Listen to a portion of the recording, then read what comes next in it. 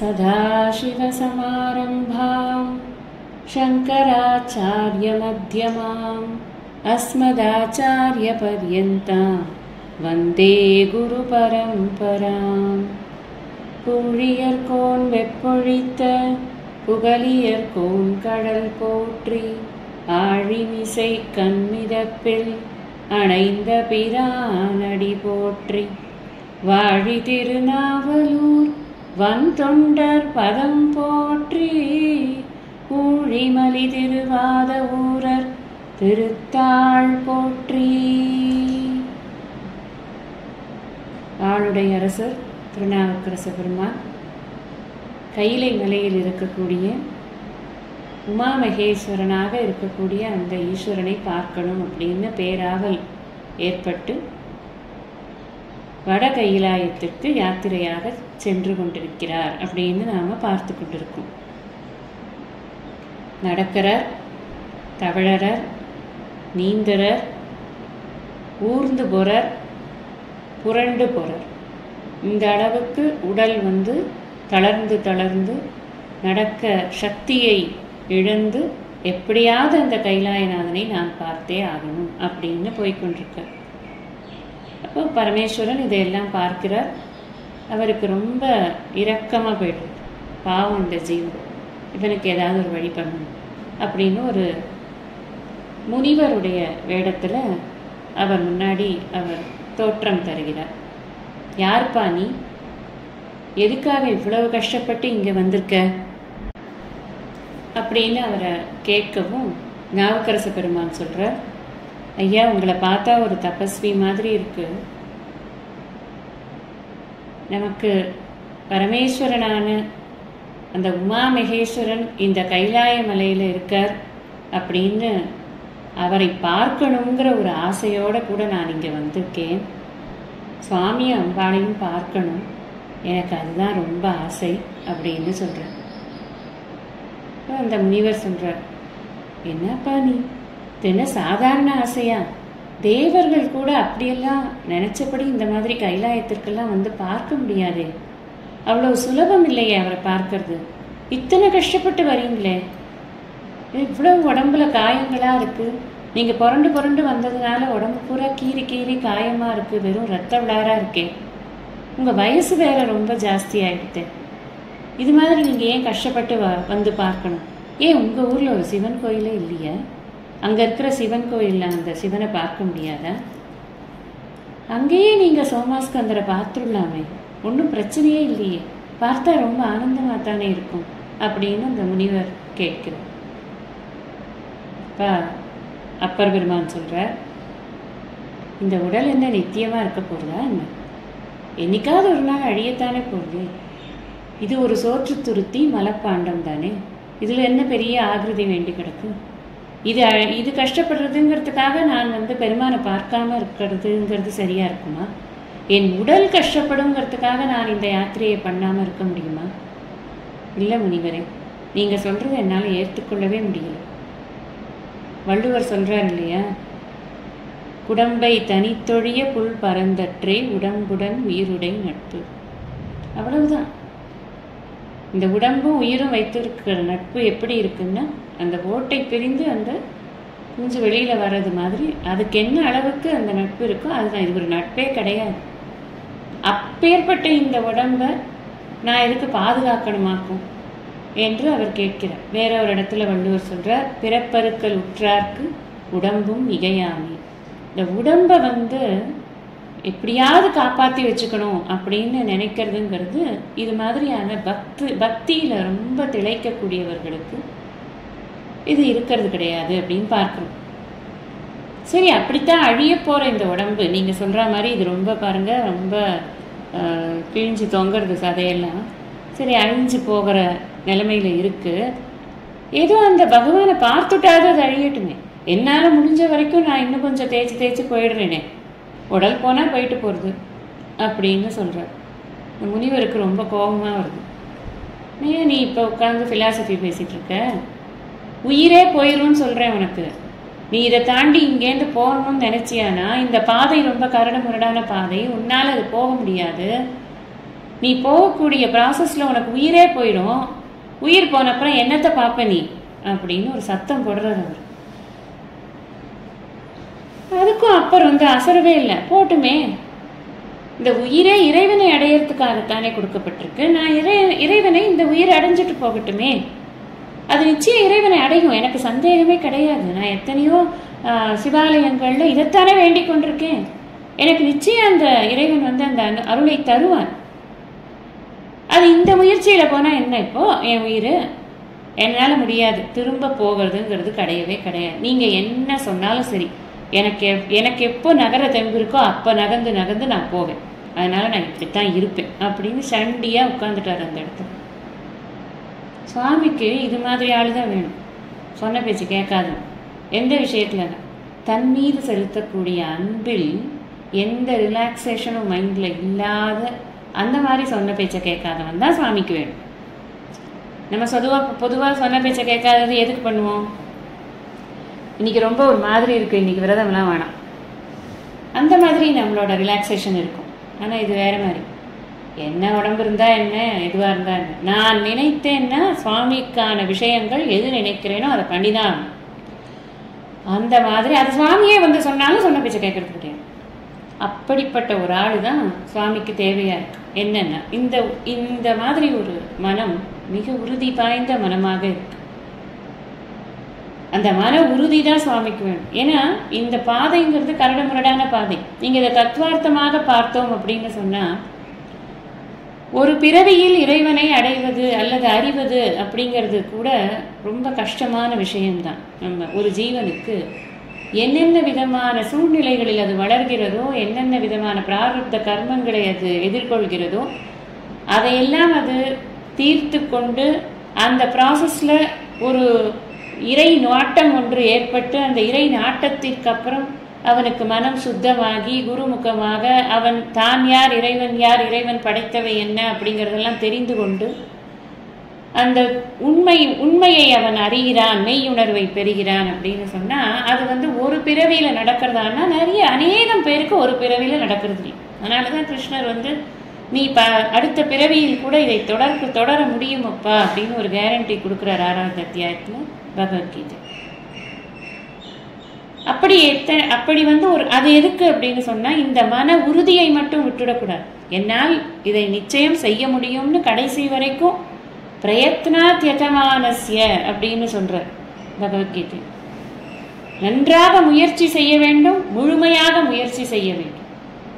அப்படி செய்யக்கூடியவனுக்கு அந்த பராங்கதி என்பது அவனுக்கு நிச்சயமாக கிடைக்கும் என்று சொல்கிறார் இல்லையா? அதனால இந்த மன உறுதியை சுவாமி ஏற்றுக்கொள்கிறார். இப்படிப்பட்ட ஒரு பக்தனுக்கு நான் செய்ய வேண்டியதை செய்துதான் ஆகணும் அப்படின்னு. அப்போ ஒரு அசரீரி வாக்கியம் ஒன்று கேட்குறது, நாவுக்கரசா எழுந்துரு அப்படின்னு கேட்குறது. இந்த குரலை கேட்டாரோ இல்லையோ உடனே அப்பர் அது வரைக்கும் நகர முடியலன்னு உட்காந்துருக்காரு. என்னெல்லாம் சொன்னார், எப்போ நகர முடியுதோ அப்போதான் நான் எழுந்து போறேன்னு சொன்னார்ல, உடனடியாக எழுந்துக்கிறாரு. அவர் உடல்ல இருக்கிற காயங்கள் எதுவுமே இல்லை, எல்லாம் மறைந்து விட்டு நல்ல அப்பதான் ஃப்ரெஷ்ஷாக குளிச்சுட்டா ஒரு உடம்பு எப்படி இருக்குமோ அந்த மாதிரி நல்லா இருக்கு, நல்ல தெம்பா இருக்காரு, நடக்க முடிகிறது. அப்போ சுவாமியை வணங்கி சொல்றாரு, நான் திருக்கைலாய கோலம் பார்க்கணும்னு தான் ரொம்ப ஆசைப்பட்டு இங்க வந்தேன். அம்மாவோட நீங்க இருக்கிற கோலத்தை எனக்கு பார்க்கணும், அதுக்காக தான் வந்தேன். எனக்கு அந்த கோலத்தை காட்டினா எனக்கு ரொம்ப சந்தோஷமா இருக்கும் அப்படின்னு ரொம்ப கெஞ்சறாரு. சுவாமி சொல்றார், என்னப்பா நீ உனக்கு கொடுக்காம யாருக்கப்பா கொடுக்க போற? எந்த கோவிலுக்கு போனாலும் அந்த கோவிலை எத்தனை சுத்தம் பண்ணி, எத்தனை பேர் மனசெல்லாம் சுத்தம் பண்ணி, எத்தனை பாட்டு பாடி, எத்தனை அழகா நீ என்னை கொண்டாடி இருக்க. உனக்கு கொடுக்காம யாருக்கு நான் கொடுக்க போறேன்? ஒன்றும் இல்லை பிரச்சனை. நீ என்ன பண்ற, இங்க ஒரு குளம் இருக்கு பத்தியா, இந்த குளத்துல முழுகி எழுந்துக்கோ. இங்க நீ முழுகினா திருவையாறுன்னு ஒரு ஊர் இருக்கு, அங்கதான் நீ எழுந்துக்க. நீ இங்க முழுகி திருவையாற்றில் இருக்கிற குளத்துல எழுந்துரு. அங்க உனக்கு நான் நானும் அம்பாளும் இருக்கக்கூடிய அந்த கைலாய காட்சி அப்படிங்கிறத உனக்கு நிச்சயமாக கொடுக்கிறேன் அப்படின்னு சொல்றார் சுவாமி. அப்பர் பெருமானுக்கு சாதாரணமாகவே அப்பர் பெருமானுடைய பாடல்களை பார்த்தீங்க அப்படின்னு சொன்னால், திருவாரூரில் அவர் பாடுற பாடல்கள்லாம் பார்த்தா ஒவ்வொரு பாடலிலுமே ஆச்சரியப்பட்டு ஆச்சரியப்பட்டு சொல்லியிருப்பார். என்னை போய் நீ இது பண்ணுறிய, எனக்கு போய் அனுகிரகம் பண்ணுறியே, நான் மாற்று சமயத்தில் இருந்து வந்தேனே, நான் அந்த மாதிரி வாழ்க்கை வாழ்ந்தேனே, நான் இந்த மாதிரி வாழ்க்கை வாழ்ந்தேனே, இப்படியெல்லாம் ஒரு கழிவிறக்கத்தோடு கூடிய பாடல்களாக இருக்கும். இப்போ அவருக்கு இது மாதிரி சுவாமி சொல்லியாச்சுன்னு உடனே ஏற்கனவே அவர் மனசு ரொம்ப இழகின மனசு. அந்த சுவாமியை பார்த்தோடனே அவருக்கு பிரபஞ்சமே சுவாமி மாதிரி தெரியுது. இந்த விஸ்வரூபமாக அவர் இறைவனை பார்க்கிறார். வேற்றாகி விண்ணாகி நின்றாய் போற்றி, நீளாமே ஆளென்னை கொண்டாய் போற்றி, ஊற்றாகி உள்ளே ஒளித்தாய் போற்றி, ஓவாத சத்தத்து ஒலியே போற்றி, ஆற்றாகி அங்கே அமர்ந்தாய் போற்றி, ஆரங்கம் நால்வேதம் ஆனாய் போற்றி, காற்றாகி எங்கும் கலந்தாய் போற்றி, கையிலை மலையானே போற்றி போற்றி, காவாய் கனகத்திரளேன்னு பாடுவார். அப்படி ஒரு போற்றி திருத்தாண்டகம். இந்த தாண்டகங்கள்லாம் அப்பர் பெருமானுடைய தாண்டகங்கள் எல்லாத்தையும் பாடினோம்னு சொன்னால் நமக்கு என்ன வாழ்க்கையில் சுவாமி சித்பவானந்த சுவாமி சொல்லுவார், பொழுது போகலைங்கிறவனும் முட்டாள், பொழுது போதலைங்கிறவனும் முட்டாள். ஒரே ஒரு எழுத்து தான் வித்தியாசம், க அவ்வளோதான். அந்த பொழுதை எப்படி யூஸ் பண்ணணுங்கிறது ரெண்டு பேருக்குமே தெரியல. நமக்கு பொழுதை எப்படி போக்கணும் அப்படிங்கிறதுக்கு அருளாளர்கள் எத்தனையோ கொடுத்துட்டு போயிருக்காங்க. நம்ம நெஞ்சில் கை வச்சு சொல்லணும். இந்த திருமுறைகள் எல்லாத்தையும் நம்ம வாழ்க்கையில் ஒன்னொன்னையும் ஒரு வாட்டி நம்ம படித்து முடிச்சுடுறோமா? எத்தனை எழுதி வச்சுருக்காங்க திருமுறைகள். அப்புறம் 4000 திவ்ய பிரபந்தம், திருப்புகள், இது பிரஸ்தானத்ரயம், இப்படி எதுவாக இருந்தாலும் சரி, எந்த லாங்குவேஜில் இருந்தாலும் சரி. இன்னும் நமக்கு இன்னும் 2-3 லாங்குவேஜ் தெரிந்தால் அந்தந்த லாங்குவேஜில் இருக்கிற ஃபிலாசபிக்கல் லிட்ரேச்சர்ஸ் யோசிச்சு பார்க்கணும். இது எல்லாமே நம்ம வாழ்க்கையில் படித்து முடிச்சு அப்படியே எல்லாம் கரகண்டாச்சா? எல்லாம் ஒரு தடவை சும்மா ஒரு தடவை வாசித்து பார்க்கறதுங்கிறது கூட நம்ம பண்ணியிருக்க மாட்டோம். ஆனால் நம்ம சொல்லுவோம், டைமே இல்லைப்பா அப்படின்னு. என்ன டைம்? எதுக்கு டைம்? இறைவனை கொண்டாட இல்லாத நேரம் அது என்ன நேரம்? அது பெரும்பற்ற புலியூரானை பாடாத நாளில் பேசாத நாளெல்லாம் பிறவா நாளே அப்படின்னார். இதே அப்பர் தான் பாடினார் சிதம்பரத்தில். பேசுறதுன்னா அதை பற்றி தான் பேசணும். பயனில சொல்லாமை அப்படிங்கிறதுல பாயிரத்திலேயே பரிமேலழகர் சொல்றார், அறம் பொருள் இன்பம் வீடு, இதுக்கு உதவி பண்ற மாதிரியான சொற்கள் இருந்தா பேசணும், இல்லைன்னா பேசக்கூடாது. பேசாம நாற்பயனுக்கு உதவி பண்ணக்கூடிய சொற்கள் மட்டும்தான் பேசணும்னே சொல்றார். எதுக்கு சொல்றேன் அப்படின்னா, இவ்வளவு அழகழகான பாடல்கள் இருக்கிறது, நாம பாடி நம்மளை நாமளே ஆற்றுப்படுத்தி கொள்ள வேண்டும் அப்படிங்கிறதுக்காக சொல்றேன். இந்த போற்றி திருத்தாண்டகத்தை பாடி பெருமான் சொன்னபடியே அங்க இருக்கக்கூடிய குளத்துல மூழ்கி திருவையாற்றில் இருக்கக்கூடிய திருக்குளத்தில் அவர் எழுந்துக்கிறார். பஞ்சாட்சரத்தை உச்சரித்து கொண்டே அவர் அங்க கரையேறி வெளியில வரார். திருவையாறு கோயிலுடைய வாசலுக்கு போகிறார். போற வழியெல்லாம் திருக்கைலாயம் எப்படி இருக்குமோ அதே மாதிரியே இருந்தது. கணங்கள் இருக்காங்க, எல்லா சிவபெருமானுடைய கணங்கள் நிறைய பேர் அங்க இருக்காங்க. துந்துபி எல்லாம் தெரியறது. சிவாகமங்களை அங்க இருப்பவர்கள் எல்லாரும் வாசித்துக் கொண்டிருக்கிறார்கள். எப்படி கைலாயத்துல சிவபெருமானுடைய தர்பார் எப்படி இருக்குமோ அதே மாதிரி இருக்கு. நாரதர் வீணை வாசித்துக் கொண்டிருக்கிறார். பிரம்மா வந்திருக்கார், விஷ்ணு வந்திருக்கார், யக்ஷர்கள், கிண்ணறர்கள், கந்தர்வர்கள் எல்லாரும் இருக்காங்க. கணங்களுக்கு தலைவரான நந்தி பகவான் அவரும் இருக்கிறார். சுவாமியும் அம்பாளும் ரொம்ப அழகாக ஒரு ஆசனத்தில் அமர்ந்து இருக்கிறார்கள். அந்த இடமே கோடி சூரிய பிரகாசம் மாதிரி ஜுவலிக்கிறது. அப்படி நேர கைலாயத்துல போயிருந்தா கூட அவர் இது மாதிரி பார்த்திருப்பாராங்கிறது தெரியல. அவருக்கு இறைவன் கொடுக்க வேண்டும் என்று நினைத்த காட்சி சும்மா நான் அவர் என்ன சொன்னார், நான் உனக்கு திருக்கைலாய காட்சி தருகிறேன்னு சொன்னார். இவர் கேட்டது என்ன, நீங்களும் அம்பாளும் சேர்ந்து இருக்கிற திருக்கைலாய கோலம் எனக்கு பார்க்கணும்னு சொன்னார். வெறும்னா அதை மட்டும் காமிச்சிருக்கலாம் இல்லையா? அந்த என்டையர் அட்மாஸ்பியரை கொடுக்கிறாரே சுவாமி. 1 கேட்டா 100 கொடுப்பார். அதுதான் இவர்கிட்ட ஆசுதோஷி. அப்படி கேட்டதுக்கு மேல கொடுக்கக்கூடிய அந்த இறைவனுடைய கருணை, அதை பார்த்து அப்பர் பெருமானுக்கு ஏற்கனவே நான் திரும்ப திரும்ப சொல்றது மாதிரி அவர் மனம் வந்து ரொம்ப கனிவான மனம். கண்கள் குளமாகிறது அவருக்கு. மனசுல ஆனந்தம் கரை புரண்டு ஓடுறது. ஒரு நிலையிலேயே இந்த மனசு இல்லை, எங்கேயுமே பார்க்காத ஒரு காட்சி. இவ்வளவு நாட்கள் பார்க்க வேண்டும் என்று ஆசைப்பட்ட காட்சி. அதற்காக பலவிதமான இன்னல்களை அனுபவித்து அந்த காட்சிக்காக பிரயாசப்பட்ட ஒரு தேகம் அது, ஒரு மனம் அது. பார்த்து கொண்டே இருக்கணும்னு நினைக்கக்கூடிய ஒரு காட்சி. என்ன பண்ணார்? பேச்சற்று சிந்தை துடிப்பற்று, தாய்மானவர் சொன்னது மாதிரி அப்படியே வார்த்தையே இல்லை, பேசாம பார்க்கிறார். அந்த நிலையில் ஒரு பாடலை, பதிகத்தை பாடுகிறார். மாதர் பிறை கண்ணி யானை மலையான் மகளோடும் பாடி போதோடு நீர் சுமந்தேத்தி புகுவார் அவர் பின் புகுவேன் அப்படின்னு அந்த பாடல் மிக மிக அற்புதமான பாடல். நல்ல ஒரு ராகம். வாய்ப்பு இருக்கிறவர்கள் அந்த ராகத்தோடு அந்த பாட்டை கேட்டு நீங்களும் வாசித்து பயன்பெறணும் அப்படின்னு தாழ்மையோடு கேட்டுக்கிறேன். அப்படி அந்த ஒரு பாடலை அந்த பாடலில் என்ன ஒரு விசேஷம் அப்படின்னு சொன்னால், அந்த இடத்த வந்து அவ்வளவு அழகாக வர்ணிக்கிறார். அந்த இடம் எப்படி இருக்கு, எவ்வளவு அந்த அந்த இக்காலஜி ஃபுல்லாக விவரிக்கிறது.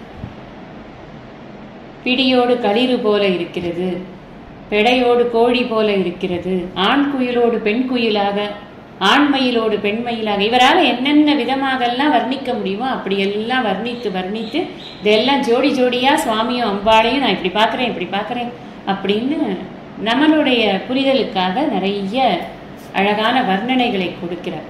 அதை விட என்ன சொல்றாருன்னா, கண்டறியாதன கண்டேன் அப்படிங்கிறது. அதுதான் ரொம்ப பெரிய ஒரு கண்டேன் அவர் திரு பாதம் கண்டறியாதன கண்டேன். யாருமே பார்க்க முடியாதப்பா, பார்க்க தோற்று போனவர்கள் பிரம்மாவும் விஷ்ணுவும். கதையே இருக்கு இல்லையா? அப்படி பார்க்க தோற்று போன அந்த பாதங்களை நான் கண்டுவிட்டேன், கண்டறியாதன கண்டேன் அப்படின்னு ஆசை தீர இந்த பதிகங்களை எல்லாம் பாடிவிட்டு திருவையாற்றிலேயே சில நாட்கள் தங்கி இருக்கிறார். நிறைய பதிகங்கள் அங்கே பாடுகிறார். திருவையாற்றில் மட்டுமே 12 பதிகங்கள் பாடியிருக்கிறார். அங்கிருந்து திருநெய்தானம் அப்படிங்கிற ஊருக்கு போறார். மெய்தானத்து அகம்படியுள் ஐவர் நின்று அப்படின்னு ஒரு அழகான பதிகம். இந்த ஐம்புலன்களால புண்ணாகக்கூடிய இந்த நெஞ்சுக்கு ஈசன் அந்த நெஞ்சுக்குள் இருந்து விட்டான் என்று சொன்னால் அந்த துன்பம் இல்லாமல் அவன் உய்யலாமே அப்படிங்கிற ஒரு பொருள் வரக்கூடிய ஒரு பாடல். மலர்மிசை ஏகினான் மானடி சேர்ந்தார் நிலமிசை நீடு வாழ்வார். எவ்வளவு ஒரு கருத்துன்னு பாருங்க. எப்போ நம்ம நிலமிசை நீடு வாழ முடியும், நீண்ட காலம் இன்பமாக வாழ வேண்டும் அப்படின்னு சொன்னா உள்ளே உரையக்கூடிய அந்த இறைவனை நாம் அறிந்து கொள்ள வேண்டும். அதுதான். அப்படி அறிந்து கொண்டோம்னு சொன்னா அவனுடைய ஸ்வப்பிரகாசத்தின் காரணமாக அங்கு இருக்கக்கூடிய மலங்கள் காமக்ரோத லோபாதிகள் போகும். நம்முடைய பஞ்ச ஞானேந்திரியங்களும் ஆசைப்படக்கூடிய மனமும் அங்கு ஒடுங்கிய நிலையில் இருக்கும். எல்லாமே அப்படியே அந்த இறைவனையே பார்த்து கொண்டிருக்கும். ஆசையற்றதாக அந்த மனம் ஆகும். இதுதான் தான் அதுல அர்த்தம், வேற ஒன்றும் கிடையாது. அங்கிருந்து அப்படியே திருமழபாடிக்கு போறார். மழபாடி இறைவனான என்னை மறந்துட்டியா அப்படின்னு சுந்தரமூர்த்தி பெருமானை கூப்பிட்டு பாட சொன்னாரா இல்லையா? சுந்தரமூர்த்தி பெருமானுடைய சரித்திரத்தில் நாம் இதை பார்த்துருக்கோம், அந்த மழபாடி பெருமானை பற்றி. திருமழபாடி போனார். அப்புறம் திருப்பூந்துருத்தி அப்படிங்கிற ஊருக்கு போறார். எல்லா ஊர்களிலுமே அவர் பதிகங்களை பாடி அந்த ஊரில் அவர் செய்யக்கூடிய தொண்டுகளை எல்லாம் செய்து கொண்டிருக்கிறார். இந்த ஊர்களெல்லாம் என்ன ஸ்பெஷாலிட்டி அப்படின்னு சொன்னால், எல்லாமே திருவையாற்றை சுற்றிய ஊர்கள். இதில் ஒரு அற்புதமான ஒரு திருவிழா ஒன்று நடக்கும் வைகாசி மாசத்துல. நந்தியம்பெருமானுக்கு திருமணம் நடந்த வைபவம் அங்கு கொண்டாடப்படும். அப்படி கொண்டாடப்படும் போது ஏழூர் பல்லக்கு அப்படின்னு ஒரு விசேஷம் ஒன்று கொண்டாடப்படும். ஒரு பல்லக்கு, அதாவது கண்ணாடியிலான பல்லக்கு, கண்ணாடி பதிச்சிருக்கும் அந்த பல்லக்கு. அதுல சுவாமி அம்பாளையும் எடுத்துக்கொண்டு இந்த நந்தியம்பெருமானுக்கு திருமணம் செய்து விட்டு அப்புறம் 7 ஊருக்கு அவங்க போயிட்டு ஒவ்வொரு ஊர்லயும் சுவாமி அவங்கள ரிசீவ் பண்ற மாதிரி அது ஒரு அழகான ஒரு திருவிழா அப்படிங்கிறது நடக்கும். திருநெய்தானம், திருப்பூந்துருத்தி, திருவேதிக்குடி, திருச்சோற்றுத்துறை, திருக்கண்டியூர், திருப்பழனம், அப்படிங்கிறது இந்த சப்தஸ்தானம் அப்படின்னு பேர். இதே மாதிரி சப்தஸ்தானம் திருநெல்வேலி பக்கத்துலயும் இருக்குன்னு நான் கேள்விப்பட்டிருக்கேன். இந்த ஊர்ல, இந்த தஞ்சாவூர் பக்கத்துல இது ஒரு அழகான விழா. இந்த இந்த திருவிழாக்கள் அதெல்லாம் நம்முடைய மரபு அப்படின்னு ஒன்று இருக்கு. சப்த ரிஷிகள் இந்த இடங்களை எல்லாம் வழிபட்டு இருக்கிறார்கள் அப்படின்னு கூட புராணங்கள் எல்லாம் சொல்கிறது. இந்த நந்தி கல்யாணத்திற்காக 7 சுவாமியும் அம்பாலும் அந்த கண்ணாடி பல்லக்கில் ஒருத்தரோட ஒருத்தர் சேர்ந்து கொண்டு அவர்கள் பயணிப்பார்கள் அப்படின்னு. அதாவது அழகா இருக்கும். ஒரு ஊர்லேருந்து சுவாமி வருவார், அடுத்த ஊர்ல ரிசீவ் ஆகும், திருப்பி அந்த 2 பேர் சேர்ந்து அடுத்த ஊர். இந்த கல்யாணத்துக்குலாம் நம்ம எல்லாம் சேர்ந்து போறது இல்லையா, அந்த மாதிரி எல்லாரும் சேர்ந்து போறது அப்படின்னு. இந்த திருப்பூந்துருத்தி பெருமான் அவரை ரொம்ப ஆட்கொண்டு விட்டார். அதனால அங்க நிறைய நாள் தங்கி இருக்கார். நிறைய திருத்தாண்டகங்கள், அடைவு திருத்தாண்டகம், திரு அங்கமாலை, நம்ம அடிக்கடி நம்ம நினைக்கக்கூடிய ஒரு பாடல் திரு அங்கமாலை, அந்த பாடல். அப்புறமா நிறைய குறுந்தொகை அப்படிங்கிற பாடல், காலபாச குறுந்தொகை பாடல் அது. அப்புறம் இன்னும் நிறைய தாண்டகங்கள். இதெல்லாம் இந்த திருப்பூந்துருத்தியில இருக்கிற சமயத்துல அவர் நிறைய பாடியிருக்கார் அப்படின்னு பார்க்கணும். அன்னம்பாலிக்கும் தில்லை சிற்றம்பலம் ரொம்ப ஃபேமஸான பாட்டு. இதெல்லாம் அங்க பாடினதுதான். அல்லல் என் செய்யும், அருவினை என் செய்யும், தொல்லை வல்வினை தொந்தந்தான் என் செய்யும். இதெல்லாம் ரொம்ப அழகழகான விஷயங்கள் எல்லாம் அந்த பாடல்கள்ல இருக்கு. எதுக்கு சொல்றேன் அப்படின்னா, சொன்னா அதை தேடி படிக்கிறதுக்கான ஒரு வாய்ப்பாக அமையும் அப்படிங்கிறதுனாலதான். அதுக்காக தான் நாம இந்த சரித்திரங்களை சிந்தனை பண்ணுகிறோம் அப்படிங்கிறத மீண்டும் மீண்டும் நான் அதை வலியுறுத்தி கொண்டே இருக்கிறேன். நாவுக்கரச பெருமான் இப்படி திருப்பூந்துருத்தி பெருமானை நன்றாக அனுபவித்து பாடிக்கொண்டு இருக்கிறார் அப்படிங்கிற அளவில் நாம அந்த பக்கம் பாண்டிய நாட்டிற்கு சென்ற ஞானசம்பந்த பெருமான் அரசன், அரசி, மந்திரியார் எல்லோரோடும் கூட அவர் எப்படி யாத்திரைகளை தொடர்ந்து வந்து கொண்டிருக்கிறார் அப்படிங்கிறத நாம் அடுத்த பதிவில் சிந்தனை பண்ணலாம். ஹரி ஓம் நமஸ்தே.